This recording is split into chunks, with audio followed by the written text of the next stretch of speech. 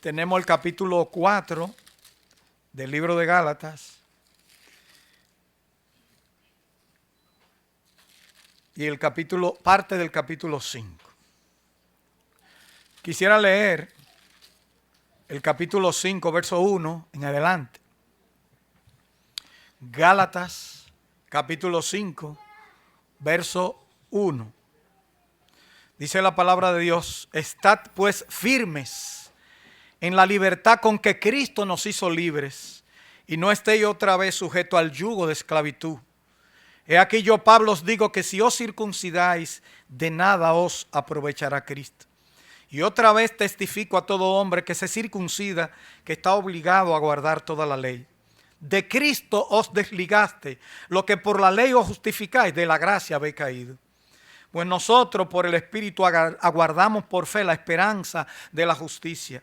Porque en Cristo Jesús ni la circuncisión vale algo, ni la incircuncisión, sino la fe que obra por el amor. ¿Sabe que el símbolo del judaísmo es la circuncisión y el sábado? Vosotros corríais bien. ¿Quién os estorbó para no obedecer a la verdad? Esta persuasión no procede de aquel que os llama. Un poco de levadura leuda toda la masa. Yo confío respecto de vosotros en el Señor, que no pensaréis de otro modo, mas el que os perturba llevará la sentencia cualquiera que sea.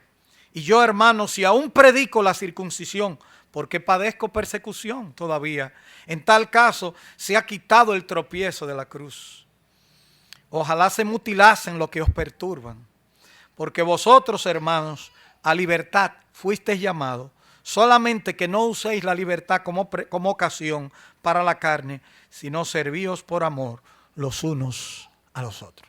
Señor, gracias por tu palabra leída. Ahora te rogamos que nos deje ver esta verdad a través de ella y que podamos aprender de lo que significa la vida cristiana y de lo que significa la libertad que tenemos en el Señor Jesucristo. Gracias, en el nombre de Jesús. Amén. Bueno, la última vez que predicamos del capítulo 4 y Pablo en el versículo 19 decía: hijitos míos, por quienes vuelvo a sufrir dolores de parto. Mira un hombre con dolores de parto. Pablo se sentía como tan apesadumbrado por lo que él veía en la vida de los Gálatas, que él dice que es como una madre que tiene dolores de parto. Dice: vuelvo a sufrir por ustedes. Ya yo lo parí hace rato, pero tengo dolores porque ustedes no han entendido lo que es la salvación. Y a seguida Pablo entonces sigue insistiendo mediante argumentos y nos ha dicho que somos hijos de Dios, que indica que somos hijos legítimos. Fíjense ustedes cómo él quiere cambiar el lenguaje. Y lo vimos en la lectura, cuando él dice hermano, y dice así que hermano, ¿qué pasa? Y pone una alegoría que viene del Antiguo Testamento. Un ejemplo, una alegoría, una ilustración. Una alegoría es un poquito más, una metáfora cuando yo digo, como por ejemplo Jesucristo dijo: yo soy la puerta. La puerta uno sabe que no es una puerta, sino que dice que es una entrada. Cuando Cristo dice: yo soy el pan de vida, eso es otra figura, una metáfora. Y cuando digo semejante a, es un símil. La piña, la situación está como la piña, una piña agria, decimos nosotros. ¿Cómo está la cosa? Es como el pan chiquito. Esa es una expresión dominicana.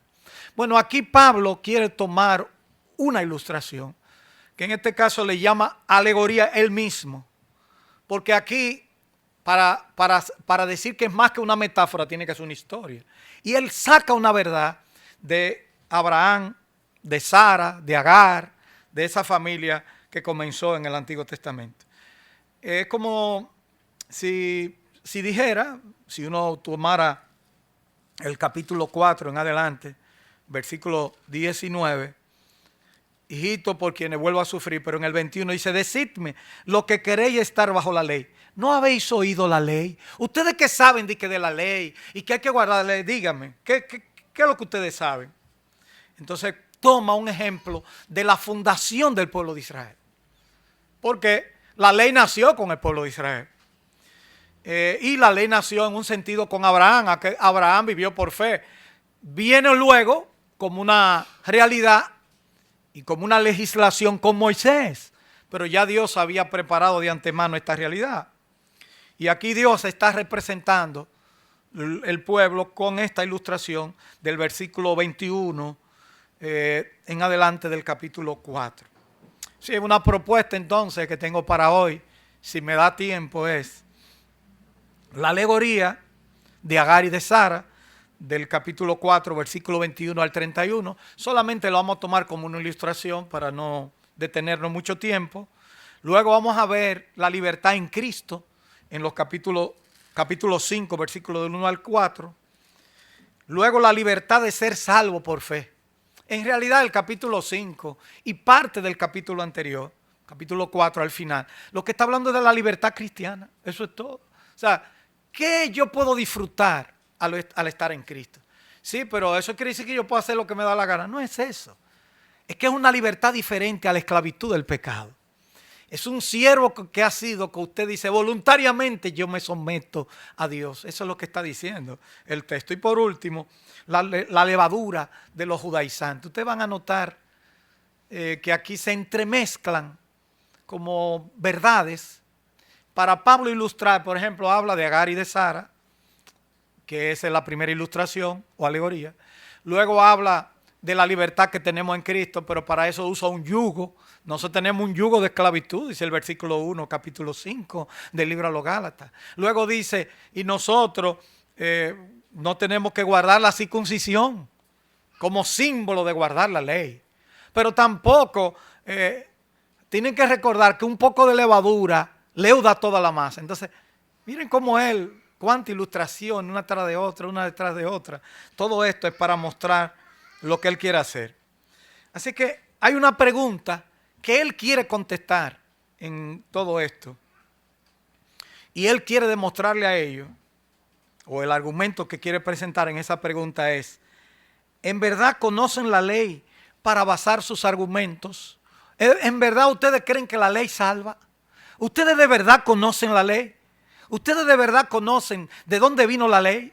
¿Cómo fue? ¿De dónde viene? Viene entonces con esta alegoría que muchos llaman una alegoría rabínica. En otras palabras, ustedes que conocen tan bien, dicen ustedes la ley, fíjense bien lo que pasó con los dos hijos de Abraham. Pablo se esmera en demostrar que el de la esclava nació por decisión humana. Miren ustedes, capítulo 4, verso 23. Porque está escrito que Abraham tuvo dos hijos, uno de una esclava y el otro de la libre. Eso para nosotros culturalmente nosotros no lo entendemos. ¿Cómo que Abraham tuvo un hijo con una esclava? Porque Sara no podía tener hijos. Pero Dios le había hecho la promesa de que iba a tener hijos, pero ella se desesperó, se desesperaron, habló con Abraham, coge mi sierva, tómala a mi sierva Agar, tengo un hijo que será de nosotros porque es mi sierva, es mi esclava. Y era la cultura de la época que si tenía un hijo era parte entonces, en este caso, de la descendencia como tal, porque la descendencia la daba Abraham en este caso. Entonces, cuando decimos lo que dice el versículo 23, pero el de la esclava nació según la carne, es decir, por voluntad humana, más el de la libre por la promesa. La libre aquí representa, en este caso, a Isaac. Hay dos realidades, Ismael por un lado e Isaac por el otro. Por cierto, todos los árabes y judíos descienden de un mismo padre que es Abraham. Y aquí están los dos. Los árabes que no son judíos son descendientes de Ismael, por Abraham también. Y los judíos, que también son árabes, en el fondo, son de origen semita, ¿verdad? En este caso, descendiente de Noé. Entonces, como son de origen semita o sem, todo eso son el mismo origen.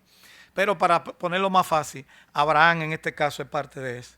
El de la libre nació en cumplimiento de una promesa. Nació según la carne, en este caso el primero, es decir, según las leyes naturales y sin intervención especial de Dios.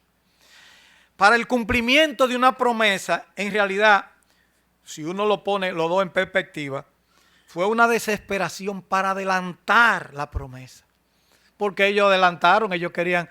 Sara dice, bueno, Abraham, yo no veo la costumbre de la mujer.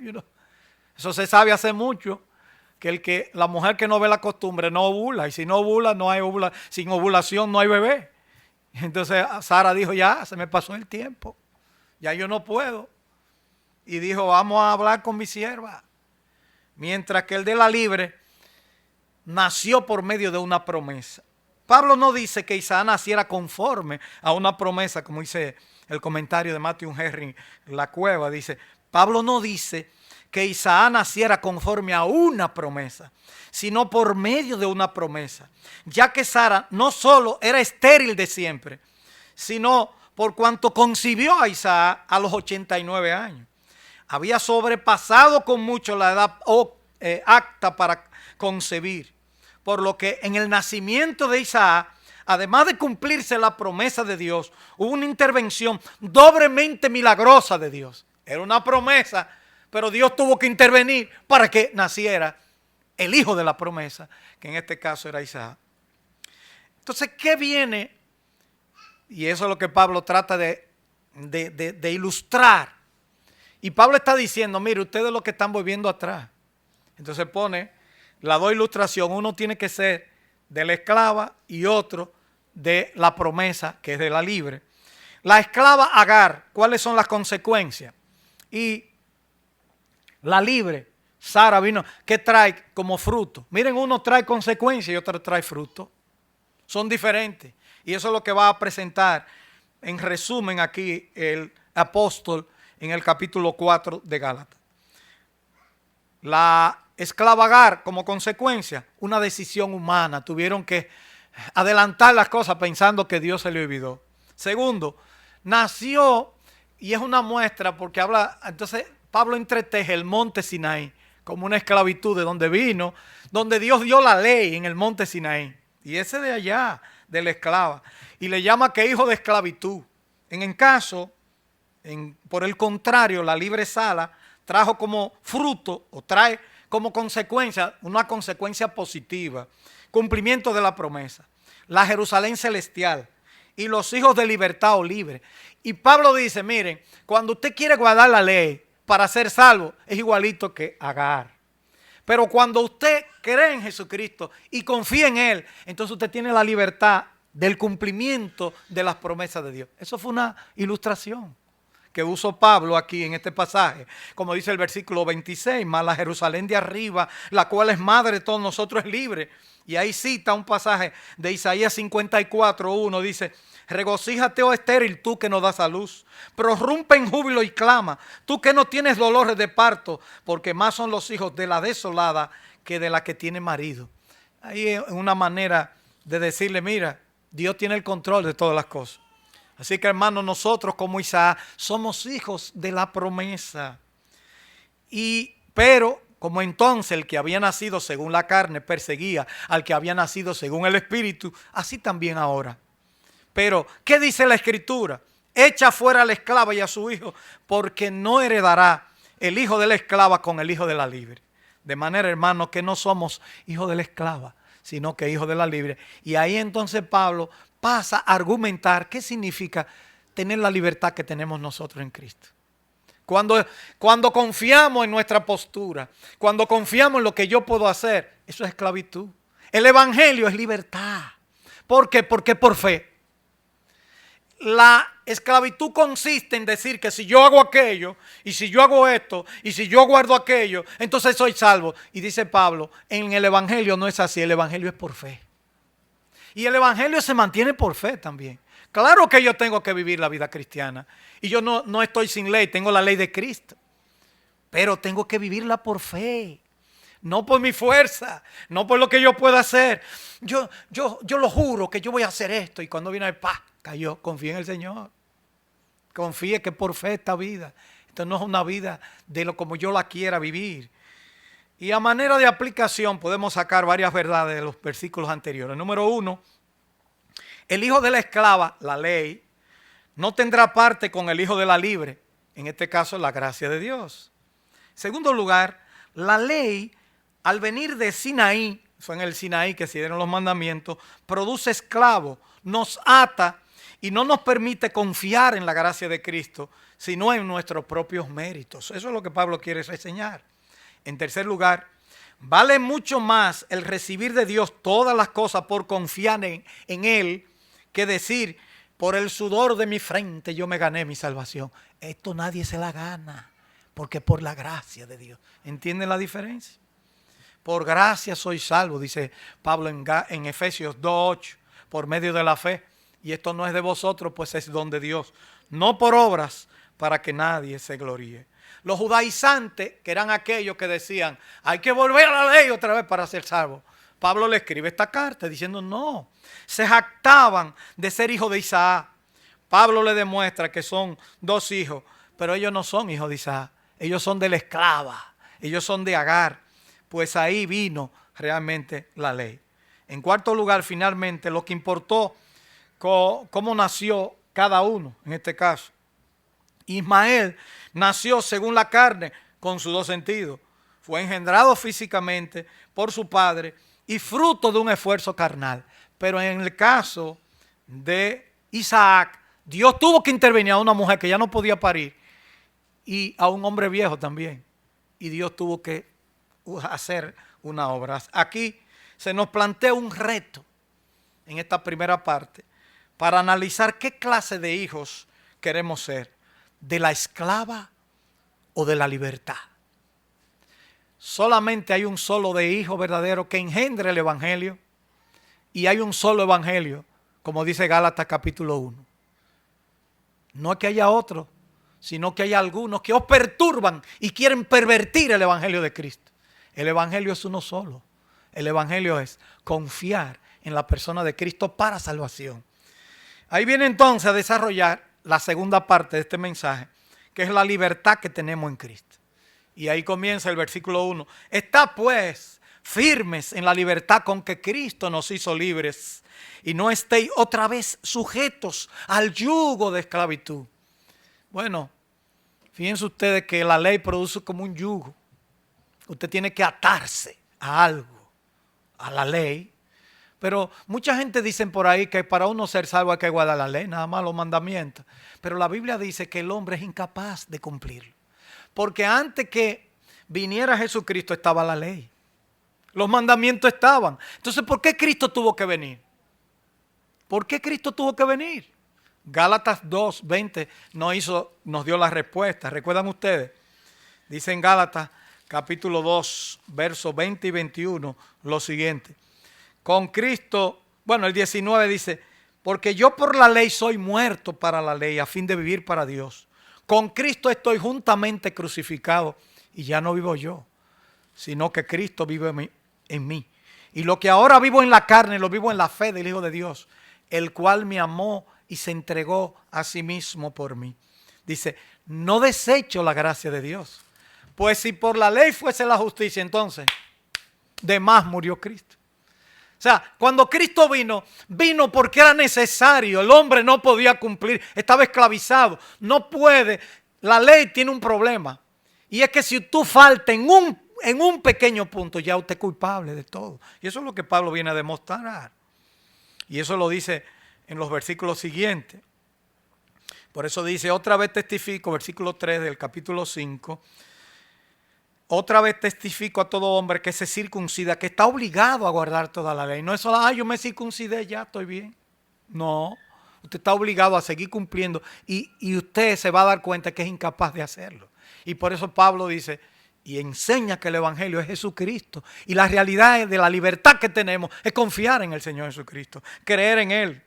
Pero algunos, como dice el texto, se han desligado.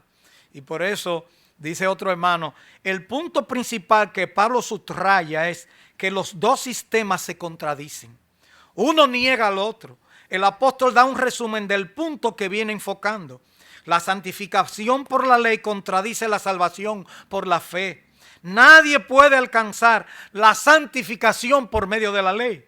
El que quiera andar según la ley ya es condenado porque nadie, ni aun siendo salvo, puede cumplirla en su totalidad. Entonces dice, ¿qué pasa? no te confíes en lo que tú puedes hacer. Tienes que tener la libertad de confiar en el Señor. Y entonces, si se me viene, y eso quiere decir que yo como cristiano puedo hacer lo que me da la gana. Tampoco, no es eso. Es una mala interpretación de la ley. Por eso habla del yugo de esclavitud en el versículo 1. Dice que no esté otra vez sujeto al yugo de esclavitud, porque esa era la esclavitud que tenían. La ley y la gracia se oponen la una a la otra. Por tanto, no se puede seguir a la ley para ser salvo y la gracia dada por Cristo al mismo tiempo. ¿Por qué? Porque son opuestas por definición. ¿Qué produce la ley entonces? Como un yugo. Dice, en primer lugar, el versículo 2. He aquí yo, Pablo, os digo que si os circuncidáis, de nada os aprovechará Cristo. Produce que hay que guardar la ley, pero entonces produce que Cristo no sirve para nada. Si usted quiere cumplir la ley, entonces usted no está en Cristo, usted quiere buscar otra manera. Así que en primer lugar, si nos esforzamos por merecer la bendición de Dios, el sacrificio de Cristo llega a ser inútil, como dice el versículo 2. Y aquí yo, Pablo, digo que si usted se circuncida, usted está enyugado con la ley, entonces de nada se aprovecha Cristo. En segundo lugar, el apóstol indica que si seguimos ese comportamiento, entonces estamos obligados a obedecer toda la ley. Ese es el versículo 3. Está obligado a guardar toda la ley. En tercer lugar, si tratamos de alcanzar la bendición por nuestro esfuerzo, entonces estamos separados de Cristo. Versículo 4, de Cristo entonces usted se desligó. Lo que por la ley se justifican, ustedes cayeron de la gracia. Deje eso. Usted entendió mal el evangelio. Eso es lo que Pablo quiere decir. El apegarme a la ley para depender de ella me separa de Cristo y también me separa de la obra que Él hizo por mí. O usted cree en Cristo o usted piensa que es usted. Esa es la diferencia entre aquellos que dicen que son cristianos pero que piensan que hay que guardarlo por su propio esfuerzo. Y lo que la Biblia presenta, señores, la salvación es por la sola gracia y por la fe en Cristo. En cuarto lugar, el menos entendido es que si queremos que Dios nos bendiga gracias a nuestro esfuerzo, en realidad caemos de la gracia divina. Y eso es lo que enseña el versículo 4, la segunda parte. De la gracia entonces habéis caído. Este versículo no se refiere a la pérdida de la salvación, porque dice de la gracia haber caído, sino, como algunos quieren decir, sino que la frase caer de la gracia se refiere al sistema de legalismo, a esto, a lo otro, guarda aquello, guarda el sábado, guarda aquello. Hay gente que todavía están pensando así. Ah, no, yo guardo el sábado. Y ellos no predican, ellos predican un día. Pero que eso no puede ser. Tienen que predicar Cristo. Y nosotros no estamos bajo la ley. Nosotros estamos bajo la gracia del Señor Jesucristo. Y la tercera parte que se quiere desarrollar en ese punto es que la libertad es ser salvo por fe. Y eso lo dice en los versículos 5. Pues nosotros por el Espíritu aguardamos por fe la esperanza de la justicia. ¿La justicia qué quiere decir aquí? Que el Señor nos declara a nosotros limpios, pero ¿en base a qué? A los méritos de Cristo. Cuando nosotros acudimos, Señor, yo creo en ti, Cristo va, dice, yo morí por Él y Él me aceptó a mí, yo pagué por Él, Él está a mi lado, nos cubre con su ropa que se llama la justicia y nos declara limpio para siempre. Esa es la idea que hay detrás de esto. Y como dice el versículo 6, porque en Cristo Jesús ni la circuncisión vale algo, ni la incircuncisión, sino la fe que obra por el amor. Interesante esto, porque va a retomar otra vez esa misma libertad. Habló de la libertad en el versículo 1. Habla de nuevo de la libertad en el versículo 6. Y habla de nuevo de la libertad en el 13, 14 y 15, que yo le voy a dedicar un mensaje solamente a esos 3 versículos por la importancia que amerita esa libertad. Así que Pablo señala que nosotros guardamos la esperanza de la justicia, tanto práctica como absoluta. O sea, por lo que el Espíritu ha hecho en nosotros, no por la carne, porque nosotros no somos de la carne, somos del Espíritu. Somos de la fe, no por medio de la ley. Esta fe no se manifiesta en obras legalistas, sino en obras de amor. Hay personas que dicen, no, pues yo doy el diezmo. Y está asustado porque no de Dios. No, usted tiene que sentirse con libertad. Porque si usted está en la gracia, claro, usted tiene que dar como Dios le dé. Pero no tiene que sentirse mal, porque usted no está en la ley tampoco. Claro que algunos tienen el bolsillo duro y dicen, yo no soy legalista, yo no estoy en la ley, voy a dar más allá de la ley. Pero hay otros que no dan ni el 3.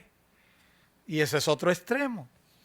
Pero usted sabe que eso es un asunto de conciencia, que nadie tiene que, delante del Señor, usted tiene que dar cuenta de lo que usted da o no da. Pero tiene que hacerlo con libertad. Y tiene que hacerlo en amor. Si usted lo da y dice, wow, ¿para qué di esto? Entonces no lo dé. Porque usted está haciendo algo incorrecto. En sentido general, no tiene que ser ofrenda. Puede ser cualquier obra, como dice el versículo aquí. Dice, la fe que obra por el amor. A manera de enseñanza, podemos decir, en primer lugar, la circuncisión representa todo el sistema legalista que pretende hacer mérito ante Dios por medio de las obras. ¿Sabe lo que era la circuncisión? Que mucha gente piensa que la circuncisión nació con Moisés, pero la circuncisión nació con Abraham, como una promesa de que Dios no le iba a faltar, como un sello del pacto que Dios hizo con Abraham. Fue ahí que nació la circuncisión. O sea que nació mucho antes que la ley viniera. Y eso era una manera ¿en qué consiste?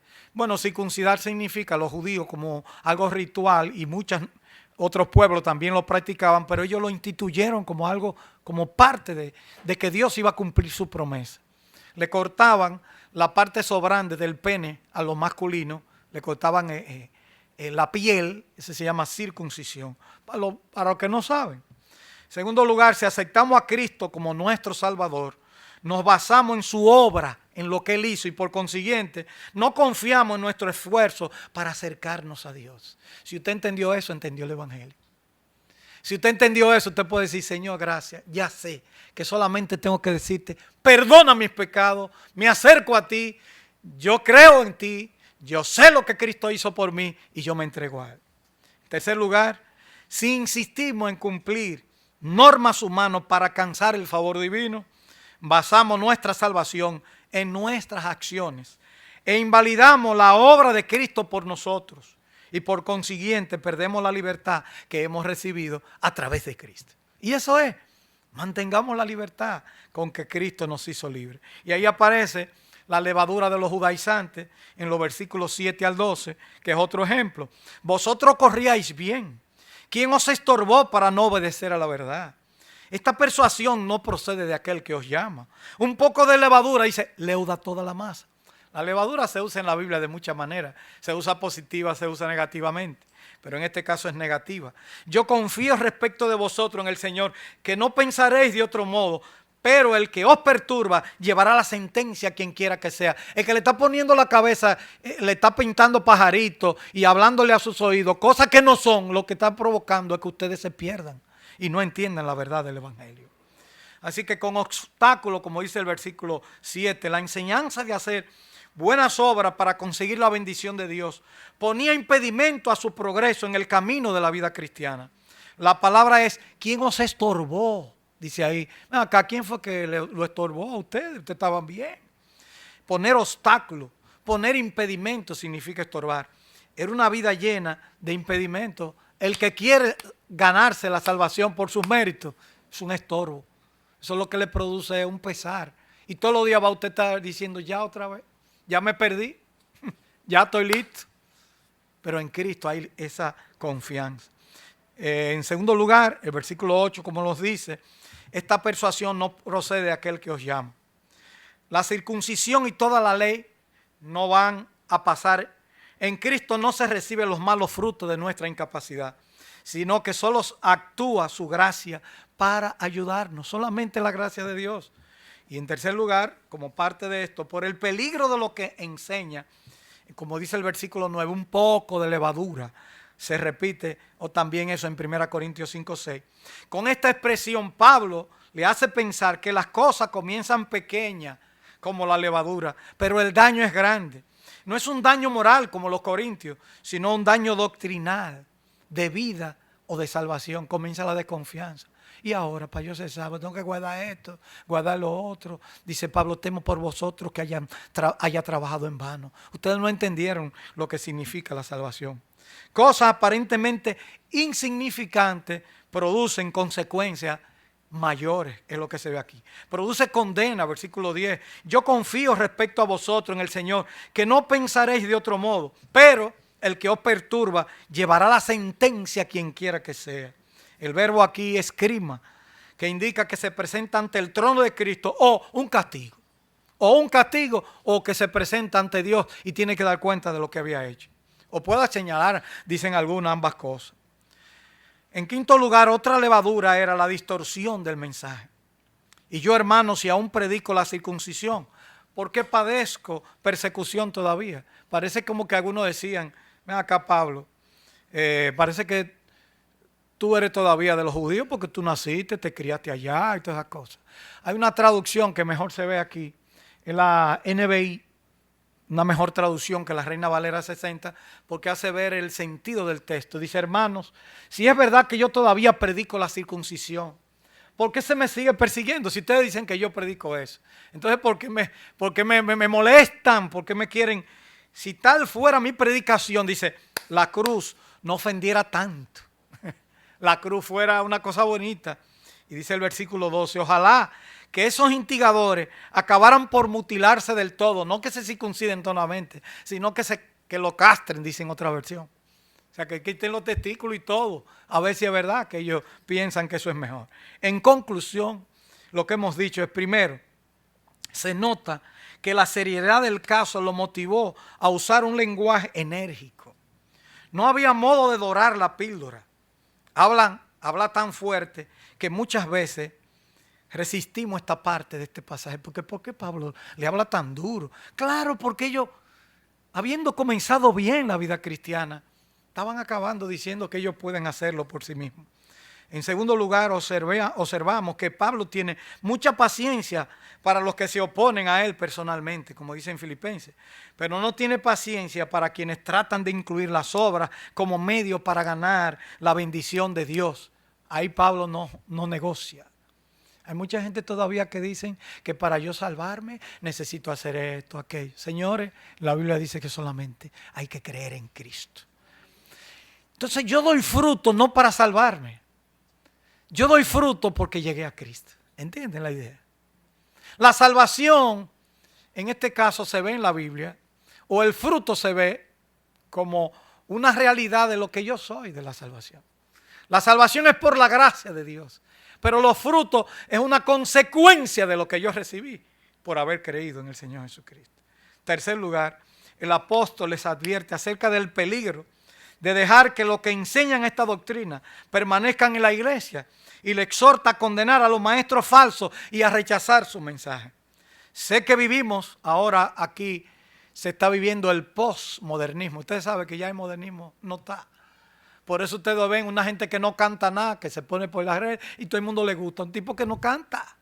Yo no sé cómo una gente oye un qué sé yo qué. Y oiga qué nombre tiene de Mozart, uno de los más grandes músicos. Yo no sé la segunda parte, pero y lo sé también, pero no la quiero decir. Es un postmodernismo. ¿Sabes lo que había antes para cantar? Había que cantar. No, ahora viene un fulano de Puerto Rico que el oído a uno, gracias a Dios que yo no me crié cuando él nació. Ya yo me crié ya grande cuando él nació. Yo di un tal tipo por ahí, pero yo no quiero ni mencionar los nombres, ustedes saben. Pero eso le daña hasta el oído a uno. Yo no sé por qué esa gente todavía no han caído presos. ¿Te entienden la idea en sentido figurado? Porque yo respeto también, pero miren cómo estamos viviendo. La gente, los disparates son las cosas más importantes hoy. Y las iglesias que no predican la palabra y que ni se abre la Biblia, esas iglesias están llenas de gente. Porque la gente lo que va es a sentirse bien y a que me digan que todo está bien. No a que le digan, mira, tú tienes que vivir la vida cristiana, confiar en el Señor, la salvación es por la gracia de Dios, tú no puedes confiar en ti. No. Así que yo sé que vivimos el posmodernismo, como le dije, donde la ideología no tiene importancia. Pero Pablo, por medio del Espíritu, con vehemencia santa, dice, ojalá se mutilasen esos que digan eso. Que se lleven todo, porque no quieren decir que hay que guardar cosas. Quítense todo entonces, ya. Para que sea más grandioso lo que tienen. Señores, por más que ustedes hagan, en la salvación no se gana. La salvación es por fe. Si usted va para su casa hoy, está pensando, no, yo pensaba que yo me iba para el cielo porque yo hice esto, yo hice aquello, yo he hecho muchas buenas obras. No, las buenas obras se hacen porque usted quiere agradar al Señor. Y eso se ve, por ejemplo, en pasajes como en Romanos, por ejemplo. Pero eso lo vamos a ver la segunda parte de la libertad que aparece aquí, sierva o esclava del amor. Oigan bien, la libertad es sierva o esclava del amor. No es una libertad cualquiera que nosotros disfrutamos. Pero quiero que se vayan con tranquilidad. No es que el Señor no nos exija a nosotros nada. Y eso ha sido malinterpretado. Siempre que uno habla de esto, la gente dice, ven acá, entonces que los cristianos no tienen que vivir la vida cristiana. Todo lo contrario. Por eso Pablo dice en Romanos capítulo 6, que lo que hemos muerto al pecado, ¿cómo viviremos aún en él? Dice, de ninguna manera. No. Lo que sí está diciendo es que para salvarse usted tiene que creer en el Señor Jesucristo. Ahora yo le pregunto, aquí hay mucha gente en esta mañana, mucha gente que no entienden cómo debe ser salvo. ¿Qué puedo yo hacer para ser salvo? Primero, usted no tiene que hacer nada, creer en el Señor Jesucristo. Pero y eso no es algo, sí, pero no tiene mérito. O sea, no te da mérito, pues yo creí, pues yo soy más grande que tú porque creí. No, porque no tiene mérito. El creer es como cuando una gente no trabaja y le pagan.